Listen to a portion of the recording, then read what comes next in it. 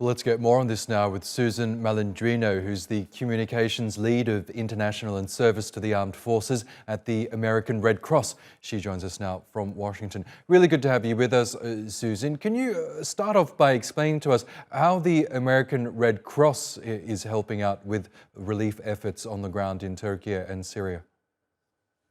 Thank you so much, Oscar, for having us, and thank you for this wonderful coverage.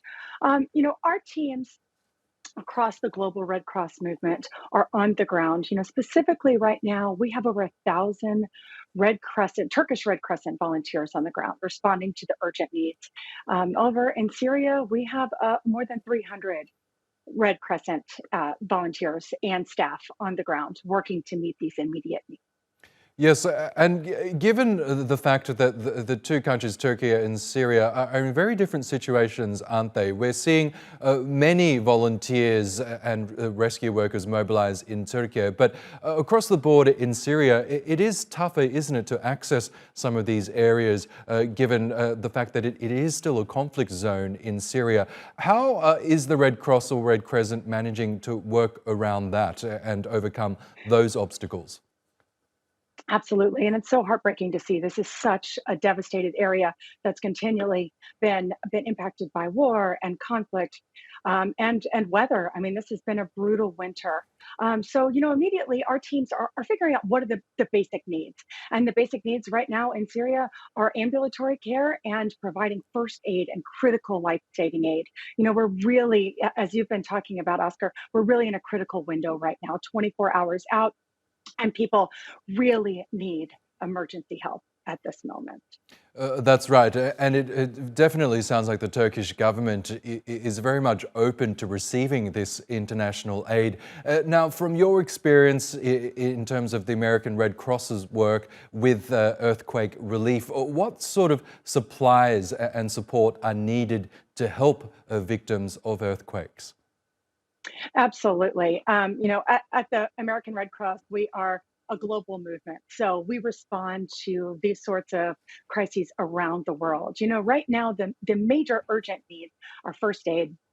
The Turkish Red Crescent is also responding with blood. They are mobilizing all of the blood supply and getting them down to those 10 impacted regions and really ensuring that those who are in medical need can get the assistance that they need. We're working on medical evacuations, and then you're asking about supplies.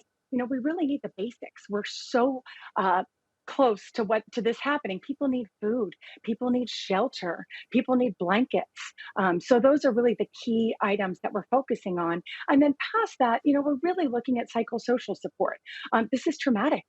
So we are here to really help people in the hours after the crisis and really going forward in the days, weeks, months, and even years as they rebuild from this crisis. Yes, and as you pointed out, we are just a little more than 24 hours after the first earthquake struck the Maraş province in southern Turkey. Obviously, we presume that there are still many more people trapped under the rubble. From your experience, is there still hope that we can hold on to in terms of finding more people who are still alive, who are trapped under the rubble? Yeah, absolutely. I mean, as you said, this is still a rescue operation. So we are very much in that phase, and that is what teams are working on, and that is how we are providing assistance. We are standing shoulder to shoulder with teams on the ground and really helping provide that assistance, rescuing people and providing meals and care to those who have been rescued. Yes, and the conditions on the ground in the affected provinces in Turkey as well as Syria are being made even more difficult by the harsh weather conditions. We had our correspondent mention that in some places they're experiencing blizzard-like conditions on the ground. I mean, that's surely got to make the search and rescue operation a lot more difficult, isn't it? Absolutely. But we are there, and we are committed to working and continuing to help as much as we can, no matter what the weather is, no matter what the conditions are. We really are committed to meeting the urgent needs, and the needs are changing on the ground at the moment. So just really keeping our eyes and our finger on the pulse of what's happening. And do you So know, we donate. I know it's early days, but is the American Red Cross planning some sort of an appeal within the United States to raise funds for the rescue efforts both in Turkey and Syria? Well, thank you for asking. First and foremost, the International Committee of the Red Cross and Red Crescent Societies, of which we are a part, has put an appeal up, and so that is our focus right now. And you know, when these tragedies happen, they're just awful, and we're seeing this terrible footage. But we do see the best in humanity, and we do see that people want to help.